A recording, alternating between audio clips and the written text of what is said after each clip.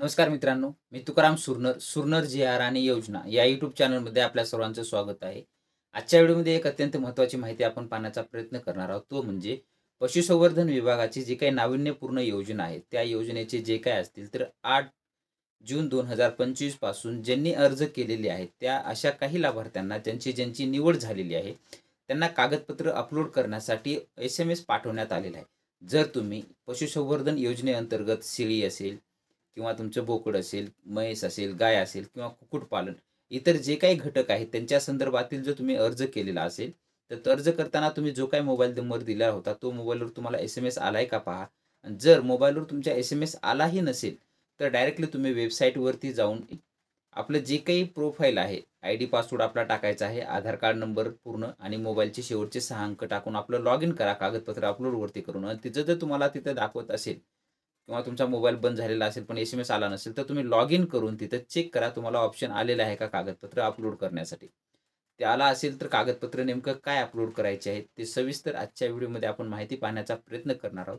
Video शेवटपर्यंत पहा. माहिती स्टेप बाय स्टेप तुम्हाला संपूर्ण सांगण्यात आलेली आहे.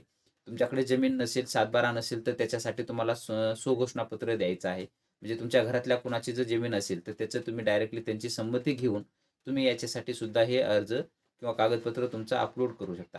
सविस्तर माहिती व्हिडिओमध्ये आपण पुढे पाहणार आहोत. तर चला आजच्या व्हिडिओला सुरुवात करूया. प्रथम तुम्हाला गुगलमध्ये जायचं आहे. गुगलमध्ये ah.mahabms. याच्यावरती असं टाकून घ्यायचं आहे. त्याच्यानंतर तुमची ही वेबसाईट पशुसंवर्धन विभागाची आली जाईल. त्यानंतर इथे तुम्हाला पाहू शकता वेळापत्रक. सर्वप्रथम वेळापत्रक पाहताना तुम्ही इथं पाहू शकता की कागदपत्र अपलोड करणे ही 8 जून 2025 ते 15 जून 2025 या तारखेपर्यंत आलेलं आहे. जी काही निवड होती ती 3 जून ते 7 जून याच्यामध्ये निवड झालेली आहे. आणि आता कागदपत्र करण्यासाठी तुम्हाला अपलोड करायचे आहे. त्याच्यासाठी वरील कागदपत्र अपलोड करा इथे एक टॅब देण्यात आलेला आहे. तुम्हाला त्याच्यावरतीच क्लिक करायचं आहे. केलेल्या अर्जवरती तुम्ही तिथं क्लिक करू नका. तिथं तुम्हाला दाखवलं जाणार नाही. सेपरेट कागदपत्र अपलोड करण्यासाठी टॅब दिलेला आहे. त्या ह्याच्यावरतीच तुम्हाला क्लिक करून घ्यायचं आहे. इथं पाहू शकता तुमच्या जे काही अटी शर्ती दिलेले आहेत ते संपूर्ण कागदपत्र अपलोड करण्यासंबंधाची महत्त्वाच्या सूचना आहेत. तुमची file JPG, SI, PNG, PNG वगैरे जे काही 100 KB आतमध्ये असावी. इथं तुमचं जे काही आधार नंबर आहे ते आता तुमचं लॉग इन पासवर्डसाठी आधार नंबर टाकायचा आहे. आधार नंबर टाकून घेतल्यानंतर खाली तुमचं जो काही पासवर्ड आहे ती मोबाईल तुम्ही रजिस्टर करतानाचे शेवटचे जे काही दिलेला मोबाईल आहे त्याचे शेवटचे 6 अंक तुम्हाला इथं पासवर्ड म्हणून टाकायचा आहे. तरच तुमचं लॉग इन होईल, अन्यथा होणार नाही आहे. त्यासाठी तुमचं व्यवस्थित क्रेडेन्शियल टाकून घ्यायचं आहे. त्याच्यानंतर तुम्ही जे काही खाली असेल तर लॉग इन करा याच्यावरती क्लिक करून घ्यायचं आहे. लॉग इन करावरती क्लिक करून घेतल्याच्या नंतर आपलं जे काही प्रोफाईल आपण बनवलेलं होतं ते तुमचं प्रोफाईल तुमच्यासमोर इथं ओपन होईल. इथं परत सूचना दिलेल्या आहेत कागदपत्र अपलोड करण्यासंबंधीच्या. व्यवस्थित कागदपत्राच्या सूचना वगैरे संपूर्ण वाचून घ्या. घाई गडबड करू नका. नंतर बंद करा, क्लिक करा. तुमचं प्रोफाईल आता ओपन झालेलं आहे आणि तुम्ही इथं पाहू शकता की तुमचं जे काही निवडलेला घटक आहे, तुमची कोणत्या घटकासाठी निवड झालेली आहे, तर शेळी मेंढी गटासाठी निवड झालेली आहे 10+1. इथं कागदपत्र अपलोड करायच्या खाली निवडा एक ऑप्शन तुम्हाला दाखवत आहे. जर तुमचं म्हशीसाठी असेल तर म्हशीचं येईल, तिथं कुक्कुटपालन असेल तर कुक्कुटपालन येईल, जे असेल ते तुमचं येईल. त्याच्यानंतर निवडावरती क्लिक करायचं आहे. इथं तुम्ही कागदपत्र पाहू शकता. इथं कागदपत्र देण्यात आलेले आहेत तुम्हाला. संपूर्ण जे काही कागदपत्र आहे तिथे तुमचं फोटो ID, आधार कार्ड, स्टारमधले असलेले कागदपत्र महत्त्वाचे आहेत. फोटो ID आहे तुमचे सत्यप्रत त्याच्यामध्ये.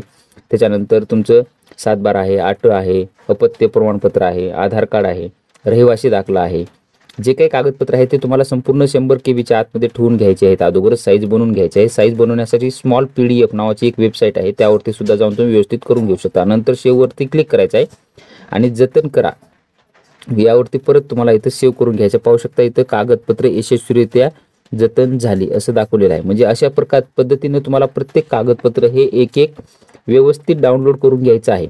एका फोल्डरमध्ये दुसरंच फाईल तुमची डाउनलोड होता कामा नये. जर तुम्ही डाउनलोड करत असाल तर त्या ठिकाणी आधार कार्ड तुमचं जाता कामा नये. जे आहे ते व्यवस्थित तुम्हाला तिथं डाउनलोड करून घ्यायचे आहेत.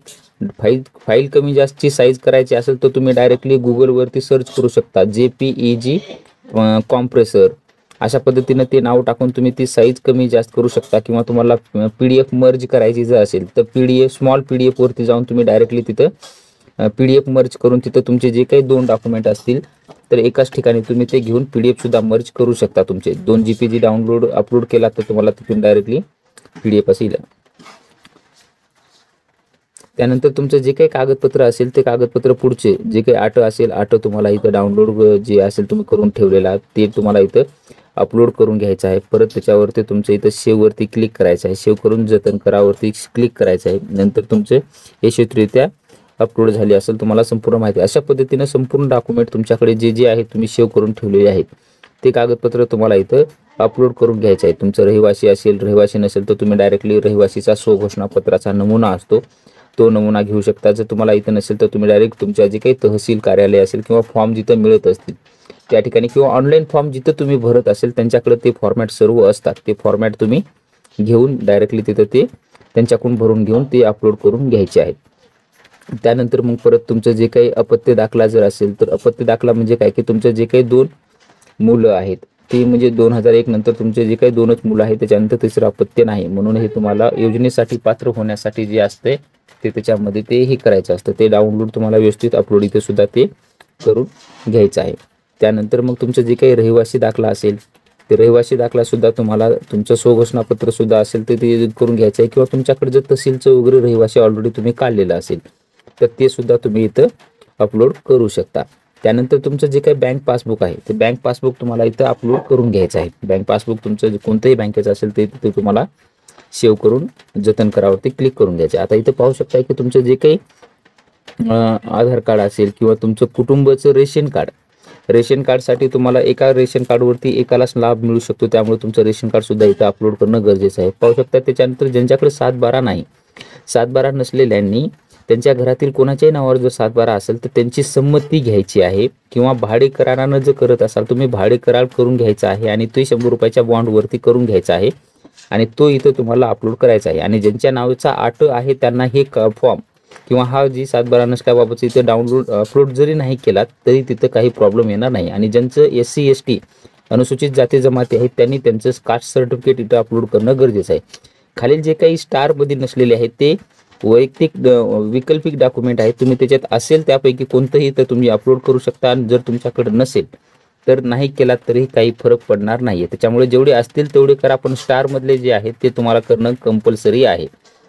अशा पद्धतीने हे तुम्ही संपूर्ण डॉक्युमेंट तुमचे अपलोड करून घ्यायचे आहेत। डॉक्युमेंटनं अपलोड केल्यानंतर व्यवस्थित तुमचा एक एक ऑप्शन निघून जाईल इथून डॉक्युमेंट ते अपलोड केल्याच्या नंतर जे काही बाकी राहिलेले असतील ते ऑप्शन असतील व्यवस्थित तुम्ही एकदा परत अपलोड केलेत का राहिलेल्यापैकी कोणतं आपलं अपलोड करायचं राहिले का चेक करून घ्या। चेक करून घेतल्याच्या नंतर संपूर्ण तुम्हाला हे खाली बंद करावरती क्लिक करायचं आहे। अशा पद्धतीने तुमचा हा जो काही फॉर्म आहे तो इथं संपूर्ण झालेला आहे। तर अशा पद्धतीने संपूर्ण हा तुम्हाला स्टेप बाय स्टेप संपूर्ण जे काही फॉर्म असेल ते भरून घ्यायचं आहे। त्याच्यामधले कुठलीही चूक करू नका किंवा कागदपत्र अपलोड करताना एका टॅबमध्ये दुसरंच कागदपत्र अपलोड करू नका। जसं की तिथं 7/12 असेल तर त्या ठिकाणी दुसरं कोणतं कागदपत्र अपलोड वगैरे करू नका। जे काही असेल तर आधार कार्डच्या ठिकाणी आधार कार्डाचं, रेशन कार्डच्या ठिकाणी रेशन कार्डच तुम्हाला अपलोड करायचं आहे। याच्यानंतर तुम्हाला ही जी कागदपत्र अपलोड करायची जी तारीख आहे ते 8 जून 2025 पासून ते 15 जून 2025 या कालावधीमध्ये जो काही वेळ दिलेला आहे त्या तारखेमध्ये तुम्हाला अपलोड करायची आहेत। हे कागदपत्र अपलोड झाल्यानंतर तुमचे कागदपत्र बरोबर अपलोड करा कारण की तुमचे कागदपत्र अपलोड केल्यानंतर कागदपत्रांची तुमची पडताळणी केली जाईल आणि जर तुमचे कागदपत्र ठीक असतील म्हणजे संपूर्ण योजनेच्या अनुषंगानं जर बरोबर असतील तरच तुम्हाला पुढची अंतिम निवड ही तुमची केली जाईल। तुमची यादी जी काही असेल ते नंतर लागणार आहे। त्याच्यामुळे कागदपत्र अपलोड करताना कुठलीही चूक करू नका। कागदपत्र व्यवस्थित करून घ्या। अपलोड करून तुमचं जे काही जमीन नसेल तर तुमची 7/12साठी तुमच्या जे काही घरच्यांची जमीन असेल तर त्याच्यासाठी 100 रुपयाचा बॉन्ड पेपर घ्यायचा आहे। त्या बॉन्ड पेपरवरती तुम्ही त्यांची संमती घेऊ शकता की जे काही नातेवाईक असेल त्यांची जमीन माझी संमती देत आहे त्यांच्या वापरासाठी। अशा पद्धतीने सविस्तर हा स्टेप बाय स्टेप फॉर्म करून घ्या आणि जर काही ह्याच्यातूनही तुम्हाला अडचणी जर येत असतील तर आपल्या यूट्यूबच्या चॅनलमध्ये जे काही डिस्क्रिप्शन बॉक्समध्ये आपल्या व्हॉट्सअपची लिंक आहे त्या व्हॉट्सअपच्या लिंकवरती ग्रुप जॉईन करून तुम्ही डायरेक्टली मला पर्सनल SMS सुद्धा करू शकता। व्हॉट्सअपवरती तुम्हाला त्याचं जे काही माहिती असेल ते संपूर्ण उत्तर तुम्हाला किंवा त्याचं सोल्युशन किंवा प्रॉब्लेम काय येत असेल त्याचं सोल्युशन तुम्हाला देण्याचा प्रयत्न केला जाईल। अशाच पद्धतीचे नवनवीन व्हिडिओ आपल्या चॅनलवरती येत असतात। तुम्ही जर चॅनलला सबस्क्राईब करून ठेवलं नसेल तर आत्ताच चॅनलला सबस्क्राईब करून ठेवा जेणेकरून पुढील व्हिडिओ कोणतेही अपलोड केला की तुम्हाला त्याचं नोटिफिकेशन लगेच मिळत जाईल। भेटूया नवीन माहितीसह नवीन व्हिडिओमध्ये। धन्यवाद।